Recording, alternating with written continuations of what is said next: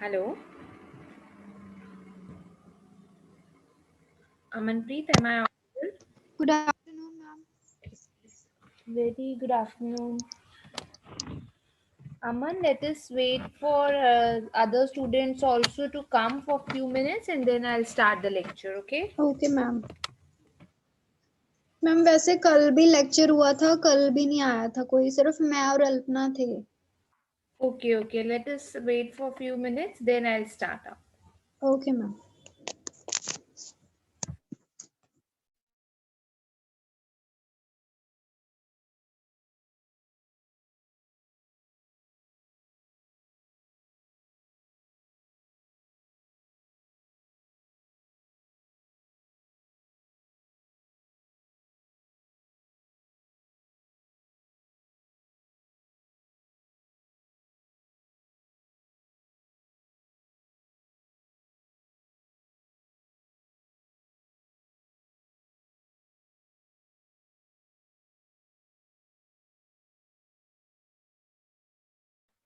Good morning, ma'am. Good afternoon, ma'am.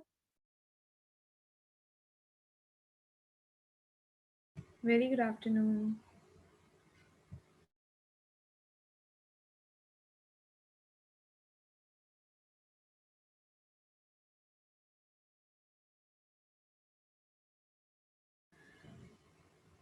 Okay.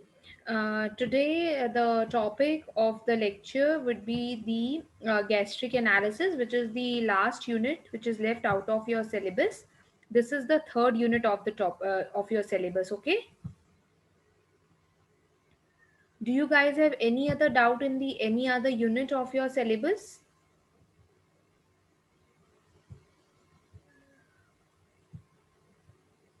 Alpana and Aman, am I audible? Yes, ma'am. Okay. Any doubt in any other topic of the syllabus? Ma'am अभी ज्यादा read out तो नहीं करे but जहाँ तक पढ़ा है वहां तक कोई डाउट नहीं है। ठीक है बच्चे, जो भी आपके टॉपिक्स हैं हमने टॉपिक वाइज डिस्कस किया है। ज़्यादातर सभी आपके टॉपिक्स जो हैं वो कॉलहटकर के अंदर, एम एन चटर्जी के अंदर, और आपका you can get it from void and void भी है आपके पास, विल्सन वॉकर भी है। ठीक है, इनके अलावा आउट ऑफ दीज कोई भी टॉपिक नहीं है। फिर भी अगर कभी कोई प्रॉब्लम आती है you can just message on the official group. Okay, वैसे अभी तक सभी यूनिट्स के आपको नोट दिए गए हैं। आज जो यूनिट थर्ड है दैट इज गैस्ट्रिक एनालिसिस, ये वाला टॉपिक भी you have to cover from the M N Chatterjee, और एम एन चटर्जी की सॉफ्ट कॉपी मैंने आपको सेंड की हुई है। ठीक है, okay, now let us come on to the topic. First of all, what is gastric analysis? Gastric is related to which organ of the body? Gastric means, ma'am related to stomach. very good, it is related to stomach. Analysis means testing. So basically in this unit we have to study about the analysis or the tests or the assays which are conducted for the to test the functioning of the stomach in the body. Now, there are certain diseases which are specifically related to the stomach, like the peptic ulcers. Peptic is again really peptic are the ulcers which are on the stomach. Then the cancer of the stomach can be one of the diseases. So, in specifically such kind of problems of the stomach, the tests which have to be conducted, they are conducted on the gastric contents. Gastric contents means जो stomach के content होते हैं, और इसके अंदर the one of the major content जो रहता है आपका, that is the gastric juice.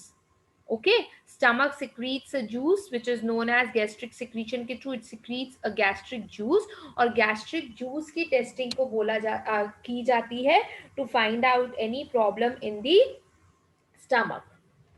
Clear है यहाँ तक? कोई भी डिजीज है जो स्टमक की या फिर डिओडिनम की, दैट मीन्स हम अपर गेस्ट्रो इंटेस्टाइनल ट्रैक्ट की बात कर रहे हैं, बिकॉज स्मॉल इंटेस्टाइन जो है वो आपका लोअर गेस्ट्रो इंटेस्टाइनल ट्रैक्ट का पार्ट होता है। So we are talking about the upper section of the gastrointestinal tract. ठीक है, सो केमिकल एग्जामिनेशन की जाती है गैस्ट्रिक के कंटेंट्स की, and this chemical examination is done to figure out और to find out the problems related to the stomach. Clear है? दोनों को आवाज आ रही है? I can not hear any voice from your side. मेरे को शायद सिर्फ अल्पना की आवाज आ रही है। अमन, आपको आवाज आ रही है? Hello. Yes ma'am. Okay okay, Aman आपकी आवाज नहीं आ रही है बच्चे। Can you hear me properly? Yes ma'am, ma'am actually headphones लगाया ना मैम, इसका माइक वर्क नहीं करता कभी ओके कभी। Okay okay okay, no issues. चलिए, नाउ अगर हमको अब कोई भी डेटा चाहिए होता है रिगार्डिंग द गैस्ट्रिक फंक्शन, तो जो टेस्टिंग होती है वो दो फेजेस के अंदर होती है। एक होती है testing in the resting period. Resting period means when no function is being performed by the stomach. और एक होती है testing which is after giving a meal. That means जब डाइजेशन, स्टमक के अंदर जब डाइजेशन का प्रोसेस चल रहा होता है, so during the period of digestion testing होती है। और एक होती है after stimulation, means when the digestion is being completed. ठीक है। 24 आवर्स के अंदर जो नॉर्मल हेल्दी स्टमक होता है वो नियर अबाउट 1000 ml ऑफ गैस्ट्रिक जूस को सिक्रीट करता है। ठीक है, जब सब्जेक्ट जो है, जब पेशेंट जो है वो फास्ट करता है। लेकिन जो स्टमक ऑफ अ पर्सन होता है जो नॉर्मल डाइट ले रहा है, उसकी जो सिक्रीशन होती है गैस्ट्रिक जूस की वो रहती है 2000 to 3000 ml। अब या तो इस क्वांटिटी में अगर डिफरेंस आएगा तो हमें पता चलेगा कि स्टमक के अंदर फंक्शन प्रॉपर नहीं है, या फिर देयर आर फ्यू कॉन्स्टिट्यूएंट्स, कुछ पार्ट होते हैं जिनसे गैस्ट्रिक जूस बनता है, उनमें अगर कोई चेंजेस आते हैं then it indicates that there is some problem in the organ of the patient. तो वो जो कॉन्स्टिट्यूएंट्स हैं गैस्ट्रिक जूस के, वो क्या क्या कॉन्स्टिट्यूएंट्स होते हैं? सबसे पहले होता है HCl। HCl is the major और the main constituent of the gastric juice.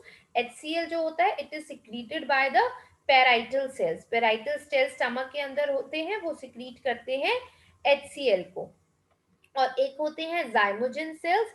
Zymogen sales जो होते हैं वो सिक्रीट करते हैं पेप्सिनोजन को, जो कि सेकंड कॉन्स्टिट्यूएंट है आपके गैस्ट्रिक जूस का। इसके बाद थर्ड कॉन्स्टिट्यूएंट होता है रेनिन। रेनिन जो होता है it is only found in the babies और in the infants and it is not present in the adults. MCQs या टेक्निकल पॉइंट ऑफ व्यू से this is an important question. Rennin आपको पता होना चाहिए, वो कॉन्स्टिट्यूएंट है गैस्ट्रिक जूस का जो सिर्फ बेबीज या इन्फेंट्स में मिलता है, फाउंड इन द एडल्ट्स। उसके बाद आपका आता है इंट्रिंसिक फैक्टर। जो नेक्स्ट कॉन्स्टिट्यूएंट है that is the intrinsic factor. Intrinsic factor चाहिए होते हैं हमें to absorb the vitamin like B12। Okay.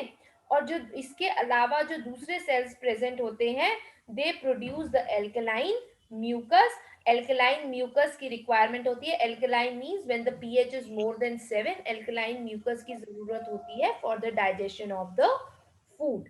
So these are the constituent of the gastric juice.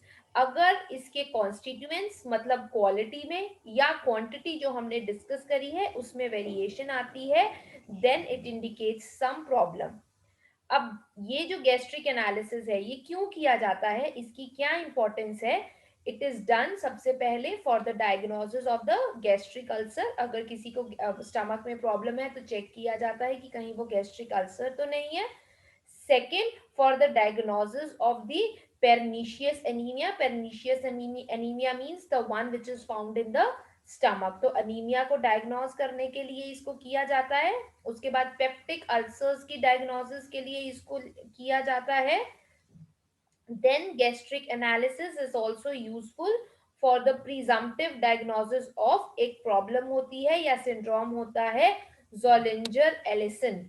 जोलिंजर Allison को डायग्नोज करने के लिए हम गैस्ट्रिक एनालिसिस परफॉर्म करते हैं, या फिर it is performed for determining the completeness of the surgical vagotomy. जब वेक्टोमी होती है उसकी सर्जिकल वेक्टोमी की कंप्लीटनेस को डिटरमिन करने के लिए भी आपका एनालिसिस कंडक्ट किया जाता है on the of the stomach contents. ठीक है, क्लियर है यहाँ यस तक? मैम। हाँ, तो ये कंडीशंस है यस मैम। हमारी चार जहां पर गैस्ट्रिक एनालिसिस जो है उसकी क्लिनिकल वैल्यू जो है वो सिग्निफिकेंट होती है। ठीक है। Now coming on to the topic gastric analysis. कितनी कौन कौन सा होता है। नाउ जो गैस्ट्रिक एनालिसिस होता है आपका 3 टाइप्स का होता है, जैसे कि मैंने आपको ऊपर बताया। फर्स्ट है examination of the resting content when there is no digestion taking place in the stomach. So पहला होता है examination of the resting contents. दूसरा होता है fractional gastric analysis. Fractional gastric analysis कब होएगा? When the digestion is taking place. इसको test किया जाता है by using a test meal, इसको बोला जाता है टेस्ट मील। और एक एग्जामिनेशन होती है after stimulation.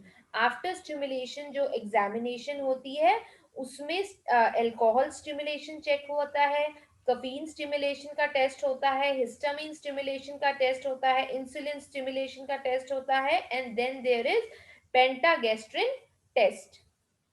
And last is the tubeless gastric analysis. Next होता है आपके गैस्ट्रिक एनालिसिस जिसको बोला जाता है tubeless gastric analysis. Okay, now coming on to the examination, first type of examination, that is examination of the resting content. अब before coming on to the examination, जब हमने स्टमक का टेस्ट करने हैं परफॉर्म, दैट मीन्स हमें content चाहिए होगा। उस कंटेंट के लिए हम स्टमक ट्यूब्स को यूज करते हैं। एंड दो स्टमक ट्यूब्स जो होती हैं दो तरीके की होती है, एक होती है रेफिस ट्यूब, एक होती है रायल्स ट्यूब। जो रेफस ट्यूब होती है वो एक अनकवर्ड मेटल की ट्यूब होती है जिसमें एक मेटल का एंड होता है with openings about the size of the bore of the tube. जितना उसका बोर है उतना ही उसकी ओपनिंग का साइज है।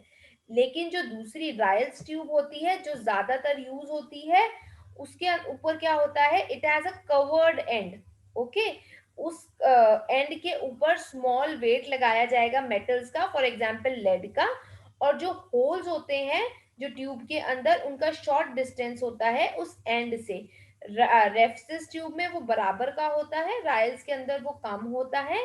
And Ryle's tube is more used for the analysis as compare to the Rehfuss tube. Okay,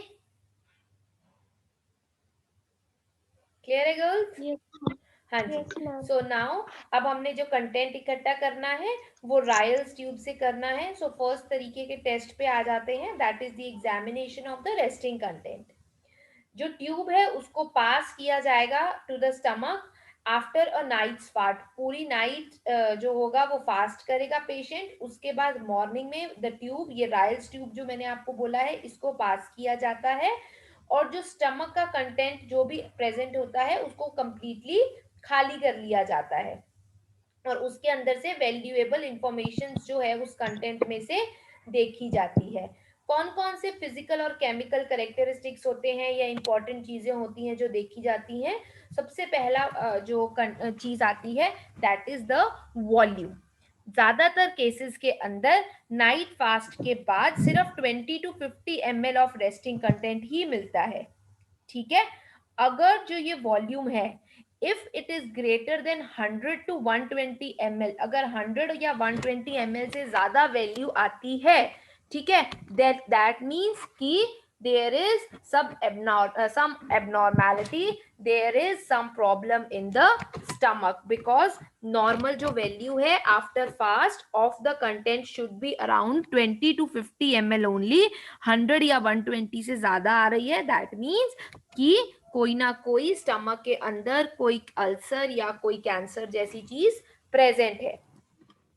ठीक है, ये जो इंक्रीज है वॉल्यूम के अंदर, ये किस वजह से हो सकता है? या तो गैस्ट्रिक जूस की हाइपर सिक्रीशन की वजह से हो सकता है, या फिर रिटेंशन ऑफ गैस्ट्रिक कंटेंट्स की वजह से हो सकता है, क्योंकि there is delay in the emptying of the stomach. Second जो चीज चेक करनी है वो है कंसिस्टेंसी। जो गैस्ट्रिक कंटेंट है उसकी कंसिस्टेंसी।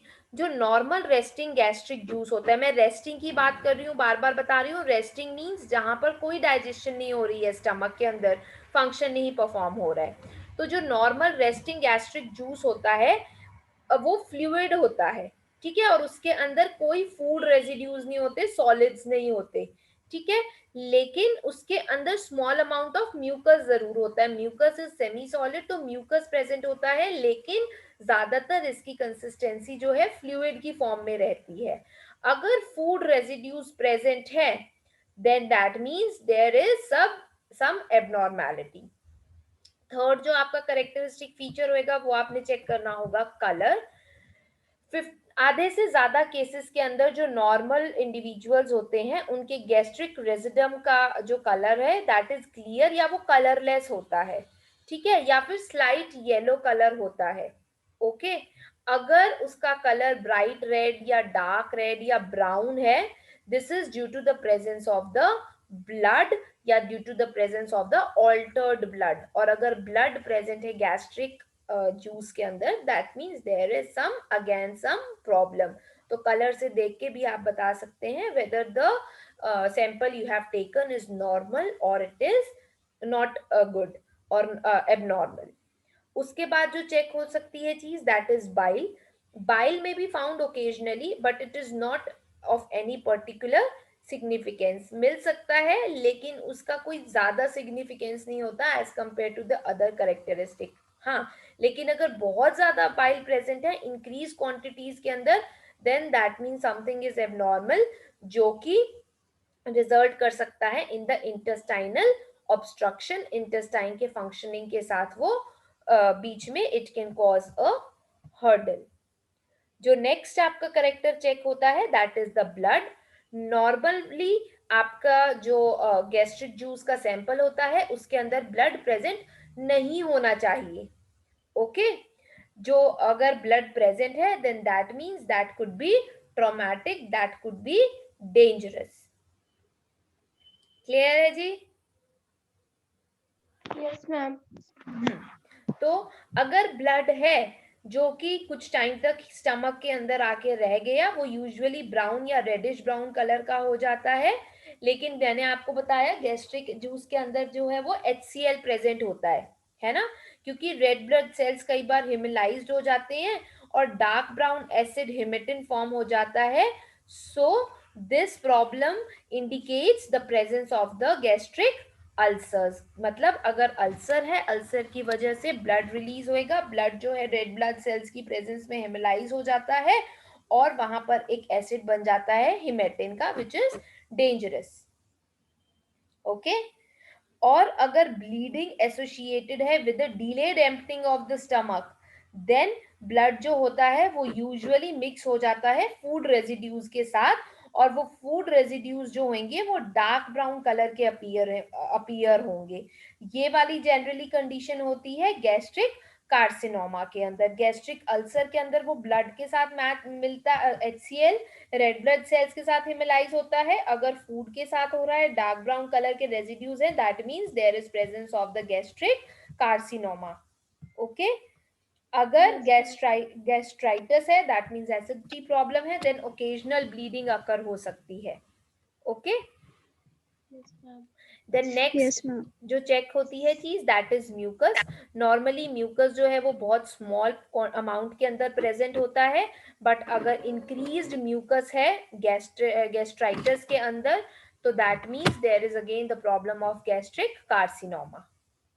ठीक है, जो प्रेजेंस होती है म्यूकस की वो इनवर्सली प्रोपोर्शनल होती है अमाउंट ऑफ HCl के अंदर। मतलब अगर स्टमक के अंदर ज्यादा म्यूकस फॉर्म होता जा रहा है, दैट मीन्स HCl का अमाउंट उतना ही डिक्रीज होता जाएगा। The next test is of the acidity. Acidity के दो टेस्ट होते हैं, the free acidity and the total acidity. ठीक है, अब ये किस तरीके से हम डिटरमिन करते हैं? It is determine by titrating a portion of the filtered specimen. उसको स्टैंडर्ड सॉल्यूशन NaOH के साथ हम ट्रीट करते हैं और इसकी फ्री और टोटल एसिडिटी को मेजर करते हैं।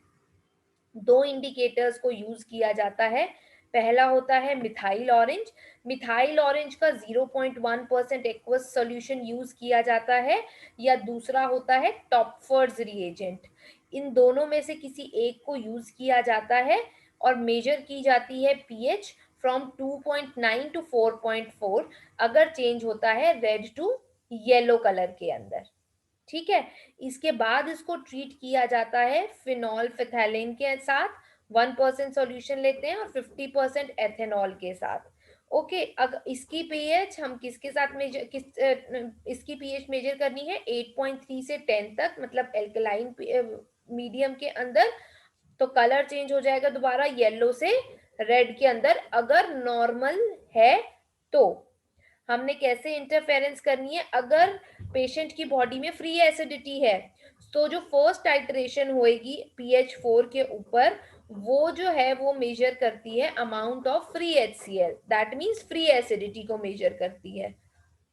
टोटल एसिडिटी क्या होती है, जो कंप्लीट टाइट्रेशन होती है, that is refer to as the total acidity. कुछ प्रोटीन्स होते हैं हाइड्रोक्लोराइड और कोई भी अगर ऑर्गेनिक एसिड जो प्रेजेंट होता है, इन सबको टाइट्रेट किया जाता है। जो प्रोटीन प्रेजेंट होंगे सैंपल के अंदर, उसमें प्रोटीन्स हो सकते हैं which includes mucin and proteins in the meal, दोनों के अंदर। उसके बाद हमारा आ जाता है कंबाइंड एसिड। कंबाइंड एसिड का मतलब है जो डिफरेंस होएगा दोनों के अंदर, that means total acidity minus free acidity is refer to as the combined acid. Results कैसे चेक करने हैं, जो रिजल्ट होते हैं टाइट्रेशन को, उनको एक्सप्रेस किया जाता है, सबसे पहली बात है ml के अंदर ऑफ 1.1 नॉर्मल HCl पर 100 ml of the gastric content. तो इसका मतलब हो गया कि जो हमने रिजल्ट एक्सप्रेस करने हैं वो मोलर EQ पर लीटर एक्सप्रेस करने हैं, और इस फिगर को मल्टीप्लाई करना है टाइट्रेशन वाले को 10 से। नॉर्मल वैल्यू फ्री एसिडिटी की रहती है 0.30 और टोटल एसिड की रहती है 10 to 40। अगर वैल्यूज इससे कम या इससे ज्यादा है, that means there is some और the other problem in the stomach. Clear है यहाँ तक? मैम फ्री एसिडिटी कैसे डिटेक्ट करते हैं? बेटा फ्री एसिडिटी HCl के अमाउंट को मेजर करके डिटेक्ट किया जाता है।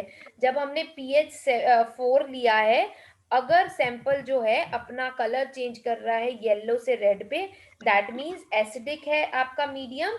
एसिडिक है मतलब उसमें एसिड ज्यादा है, एसिड ज्यादा है मतलब HCl का कंटेंट ज्यादा है। HCl क्या होता है, हाइड्रोक्लोरिक एसिड, है ना।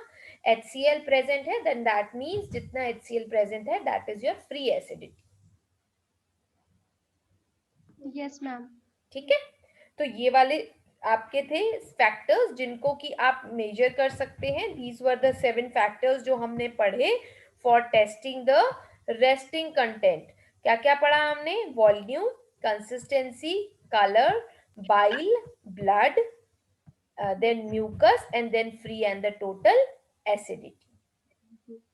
ठीक है, यस मैम। क्लास का टाइम ओवर हो जाएगा तो kindly join again, we will complete this topic today. Okay ma'am. The next test जो हमने किया वो मैंने बताया था, which is perform during the digestion, जिसको बोला जाता है fractional gastric analysis. Fractional gastric analysis को परफॉर्म किया जाता है यूजिंग द टेस्ट मील्स, या फिर इनको बोला जाता है फ्रैक्शनल टेस्ट मील, FTM करके कई जगह पर इसको मेंशन किया जाएगा। ठीक है, अब FTM के लिए या फ्रैक्शनल गैस्ट्रिक एनालिसिस के लिए जो स्टेप्स फॉलो करने होंगे वो क्या होंगे। First of all Royals tube, इसके अंदर भी रायल्स ट्यूब यूज होगी। रायल्स ट्यूब को इंट्रोड्यूस कराया जाएगा इन the stomach of a fasting patient जिसने ओवरनाइट फास्टिंग करी है। ठीक है, उसके बाद रेजिड्यूज को, जो गैस्ट्रिक कंटेंट के रेजिड्यूज हैं उनको रिमूव कर लिया जाएगा और उसको एनालाइज किया जाएगा। ठीक है, यही वाले 2 स्टेप हमने ऊपर भी किए थे।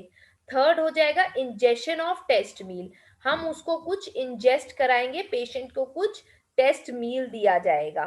एंड देन लास्ट स्टेप होएगा रिमूवल होएगा of 5 to 6 ml of the gastric content after meal by aspiration using a syringe and the analysis of the sample. मतलब राइल्स ट्यूब डाली, गैस्ट्रिक कंटेंट को खाली किया, उसको एनालाइज किया जो कि हमने ऊपर किया है, उसके बाद एक टेस्ट मील पेशेंट को दी, देने के बाद उसका 5 to 6 ml रिमूव किया सिरिंज की हेल्प से और फिर उसको एनालाइज किया। अब जो हम बोल रहे हैं उसको टेस्ट मील दी, तो ये टेस्ट मील क्या होती है, बहुत सारी तरीके की टेस्ट मील प्रेजेंट, अलग अलग तरीके की टेस्ट मील्स होती हैं। अब मैं आपको 2-3 बता देती हूँ। फॉर एग्जाम्पल एक होती है इवॉल्व टेस्ट मील। इवॉल्व टेस्ट मील के अंदर क्या होता है, 2 पीसेस ऑफ टोस्ट दिए जाते हैं, फॉर एग्जाम्पल 35 ग्राम्स के पेशेंट को, और उसको हल्की सी कोई लिक्विड टी या कॉफी दिया जाता है, या फिर उसको दिया जा सकता है ओट मील। ठीक है, ओट मील की मील दी जा सकती है जिसके अंदर ओट मील होएगा विद बॉइलिंग वाटर। ओके, या फिर उसको रेगल मील दी जा सकती है। रेगल मील के अंदर आपका हो सकता है नॉन वेज, उसके अंदर हो सकता है बॉइल्ड ब्रीफ हो सकता है, या फिर it can be the brief broth हो सकता है। बट ये वाली जो मील होती है वो generally, because more patients are vegetarian, तो ये जनरली यूज नहीं होती है, ज्यादातर इवॉल्व मील का ही यूज किया जाता है। ठीक है, यस मैम। हाँ जी। अब अगर पेशेंट ने इवॉल्व मील ली है, टोस्ट वगैरह खाया है, तो उसको वो कंज्यूम करना पड़ेगा before the introduction of the Ryle's tube. अगर राइल ट्यूब को जब हमने डाला है उससे पहले खाए, मतलब खाना होगा, दैट टू कम से कम 1 घंटा पहले। क्योंकि आप इमेजिन कर सकते हैं कोई भी ट्यूब अगर पेशेंट के अंदर इंसर्ट की जा रही है तो हल्का सा डिस्कम्फर्ट तो होगा ना, और खाना अगर बिल्कुल तभी तभी खाया है then there are chances of vomiting. Vomit होता है तो जो कंटेंट होएगा वो प्रॉपरली या एक्यूरेट रीडिंग्स नहीं देगा। ठीक है, कलेक्शन कैसे होएगा Yes, ma'am. सैंपल का, collection of the sample will be exactly after 15 minutes. 10 ml ऑफ गैस्ट्रिक कंटेंट रिमूव कर लिया जाएगा with the help of syringe. अगर stomach is not empty at the end of 3 hours तो remaining stomach content को remove किया जाता है और उसकी वॉल्यूम नोट की जाती है। ओके, एनालाइज करने के लिए हर एक सैंपल को स्ट्रेन किया जाता है एक फाइन चीज क्लोथ के थ्रू, और जो रेजिड्यूज बच जाते हैं क्लोथ पे उनको एग्जामिन किया जाता है, फॉर एग्जाम्पल म्यूकस के लिए, बाइल, ब्लड और स्टार्च के लिए, और टोटल और फ्री एसिडिटी के लिए भी। ठीक है, अब रिजल्ट्स और इंटरप्रिटेशन के अंदर अगर मैं बात करूं नॉर्मल रिस्पॉन्सेज की, नॉर्मल हेल्दी ह्यूमन बीइंग के अंदर आफ्टर टेकिंग द मील, मतलब खाना खाने के बाद फ्री एसिड जो होता है it is found after 15 to 45 minutes. 15 से 45 मिनट्स तक फ्री एसिड जो है, मतलब HCl जो है वो नॉर्मल ह्यूमन बीइंग में मिलता है। जो फ्री एसिड होता है उसके बाद, मतलब 45 मिनट्स के बाद बढ़ने लग जाता है, राइज होता है, और वो पहुंच जाता है टू द मैक्सिमम ऑफ 15 तक पहुंच सकता है आफ्टर हाफ एन आवर। ठीक है, और उसके बाद कंसंट्रेशन जो है वो डिक्रीज होना शुरू हो जाती है। सो जो फ्री एसिड की आपकी रहती है दैट इज फ्रॉम 15 to 45 MEQ/लीटर।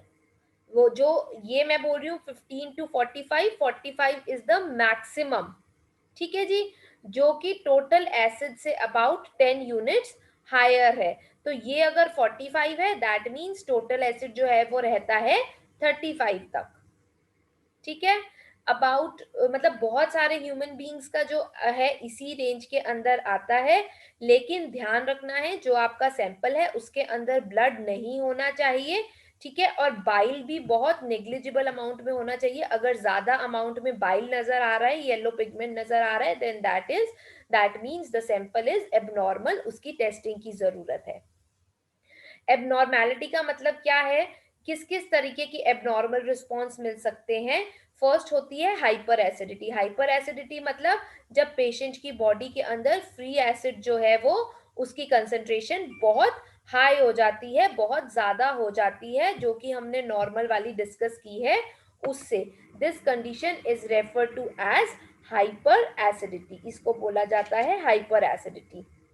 उसके बाद सेकंड जो एबनॉर्मल रिस्पॉन्स होता है वो होता है हाइपो एसिडिटी, मतलब जब फ्री एसिड जो प्रेजेंट होता है वो बिलो होता है नॉर्मल रेंज के, नॉर्मल रेंज से कम होता है। Okay, third is the achlorhydria. Achlorhydria का मतलब होता है जब कोई सिक्रीशन ही नहीं हो रही होती फ्री एसिड की। ठीक है, so these are the 3 abnormal responses जो कि मिल सकते हैं जब पेशेंट को टेस्ट किया जाता है for the fractional, using the fractional test meal. Clear है यहाँ तक? Yes ma'am. ठीक है। अब आपके पास एक कंडीशन होगी हाइपर क्लोरहाइड्रिया। हाइपर क्लोरहाइड्रिया का मतलब क्या होता है? जब मैक्सिमम फ्री एसिडिटी जो है वो एक्सीड कर जाती है 45 MEQ पर लीटर से, ठीक है, and this causes the hyper acidity. ठीक है, और ये हाइपर एसिडिटी किन केसेस में होती है? गैस्ट्रिक अल्सर्स में और डियोडिनल अल्सर्स के केस में हाइपर एसिडिटी होती है। ओके, गैस्ट्रिक कार्सिनोमा के केस में भी स्मॉल परसेंटेज जो होती है हाइपर एसिडिटी का वो बढ़ जाता है। क्लियर है? Yes ma'am. हाँ जी। So this was about the fractional test. ठीक है, तीसरा था आपका स्टिमुलेशन टेस्ट। स्टिमुलेशन के अंदर हमने अलग अलग स्टिमुलेशंस पढ़नी है, alcohol stimulation, caffeine stimulation, histamine stimulation, insulin, इस तरीके से।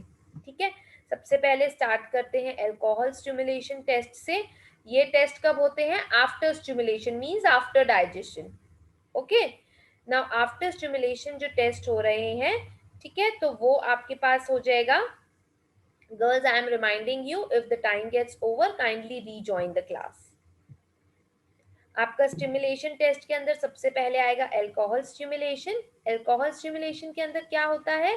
7% इथाइल अल्कोहल को यूज किया जाता है फॉर स्टिमुलेटिंग। स्टिमुलेटिंग का मतलब क्या होता है? बढ़ाना या कम करना?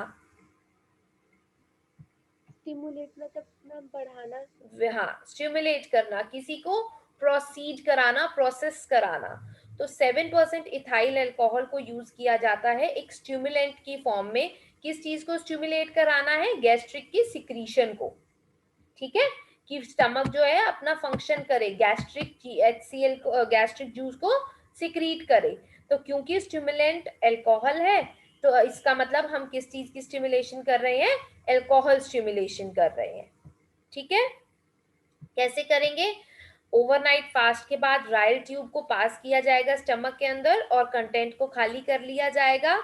100 ml means 100 ml of 7% ethyl alcohol को एडमिनिस्टर कराया जाएगा या पेशेंट को दिया जाएगा। जो सैंपल है गैस्ट्रिक कंटेंट्स के, वो आफ्टर एवरी 15 मिनट्स रिमूव किए जाएंगे। जितने भी कलेक्टेड सैंपल्स हैं उनसे फ्री एसिडिटी, टोटल एसिडिटी, उनकी पैक्टिक एक्टिविटी और presence of blood, bile and mucus check किया जाएगा। इसका क्या एडवांटेज है? एडवांटेज है अल्कोहल टेस्ट मील का ओट मील के ऊपर, कि ये ज्यादा इजीली हम इसको दे सकते हैं, बिकॉज उसके अंदर ओट मील के अंदर कब देना है, कितना देना है, एक कंस्ट्रेंट था। इसके अंदर वो नहीं है, इसके अंदर सिर्फ आपने 7% इथाइल अल्कोहल देना है। ठीक है, इसको आराम से कंज्यूम किया जाता है। स्पेसिमेन जो है वो क्लियर है और इजीली एनालाइज कर लिया जाता है, और जो गैस्ट्रिक का रिस्पॉन्स है वो ज्यादा रैपिड होता है, क्विक होता है इसके केस में। ठीक है जी, यस मैम। क्लियर है इसका एडवांटेज। इसी तरीके से इसका डिसएडवांटेज क्या है? कि स्टिमुलस जो होता है with alcohol is not so strictly physiological, मतलब वो इतना स्ट्रिक्ट आपको रिस्पॉन्सेज नहीं देता जितना ओट मील के केस में देता है। ठीक है, इसके अंदर rather higher level of free acidity मिलता है, और जो लिमिट्स होती है नॉर्मल की वो वाइडर होती है। इसी तरीके से दूसरा होता है कैफीन स्टिमुलेशन। कैफीन स्टिमुलेशन के अंदर हमने स्टिमुलस चेंज कर देना है। इसके अंदर अल्कोहल की जगह सिर्फ हमने कैफीन यूज करना है एज ए स्टिमुलस। ठीक है, प्रोसीजर जो है वो बिल्कुल सेम रहेगा, इंटरप्रिटेशन बिल्कुल सेम रहेगी। क्लियर है? उसके बाद है histamine stimulation test. Histamine stimulation means इसमें जो स्टिमुलस यूज करना है वो हिस्टामिन यूज करना है। हिस्टामिन एक पावरफुल स्टिमुलेंट माना जाता है as compared to the other two. Alcohol और कैफीन से ज्यादा स्ट्रॉन्ग, ज्यादा पावरफुल इसको माना जाता है। और ये किस लिए होता है? For the secretion of HCl। ठीक है, ये एक्ट करता है on the oxyntic cells stomach के अंदर, which causes secretion of an increased volume of the acidic gastric juice. ठीक है बच्चे, अब जो हिस्टामिन टेस्ट आपका है, हिस्टामिन टेस्ट जो है वो दो तरीके का होता है। एक होता है स्टैंडर्ड हिस्टामीन टेस्ट, एक होता है augmented histamine test. Standard histamine test के अंदर सेम प्रोसेस रहेगा। After overnight fast Ryle tube डाली जाएगी, स्टमक के कंटेंट को खाली कर दिया जाएगा, उसके बाद पेशेंट को इंजेक्ट करवाया जाएगा हिस्टामीन। और जब ये इंजेक्ट करवा दिया जाएगा, after the injection 10 ml stomach content खाली किया जाएगा और उनको उन्हीं सारे पैरामीटर्स के लिए देखा जाएगा। इसका क्लिनिकल सिग्निफिकेंस क्या होएगा स्टैंडर्ड हिस्टामीन टेस्ट का? If there is absence of the free HCl, अगर सैंपल के अंदर फ्री HCl नहीं है आफ्टर हिस्टामीन, ये इंडिकेट करता है एक्लिया गैस्ट्रिका की प्रॉब्लम को।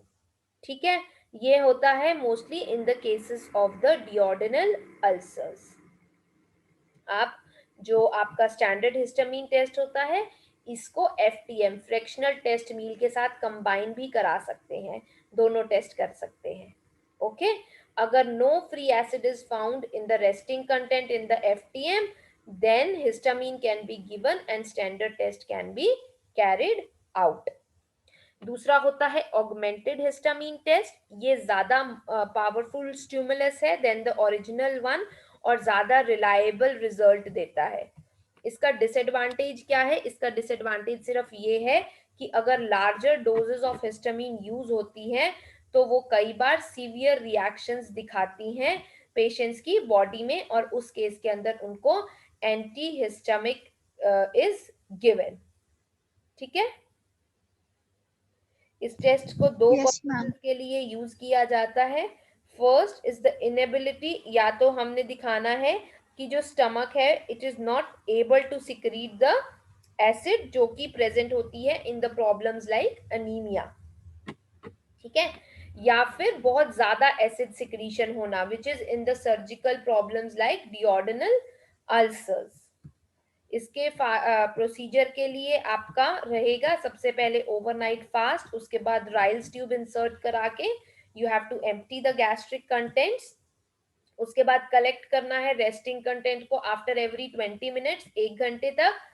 Then half way through this period, मतलब जब आप 20 मिनट्स के बाद कलेक्ट कर रहे हैं, 2 कलेक्ट करने के बाद आपने 4 ml ऑफ आपको हिस्टामीन जो आपका 100 mg ऑफ मेप्रामीन मेलेट होएगा उसको दे देंगे आप। एंड आफ्टर 1 आवर आप उसको 0.04 mg हिस्टामीन एसिड फॉस्फेट देंगे और उसके 15 मिनट्स के बाद गैस्ट्रिक कंटेंट को रिमूव कर लेंगे। 1 घंटे तक दोबारा हर 15 मिनट के बाद, मतलब 1 घंटे में 4 सैंपल्स आएंगे, आपने फिर से लेने हैं।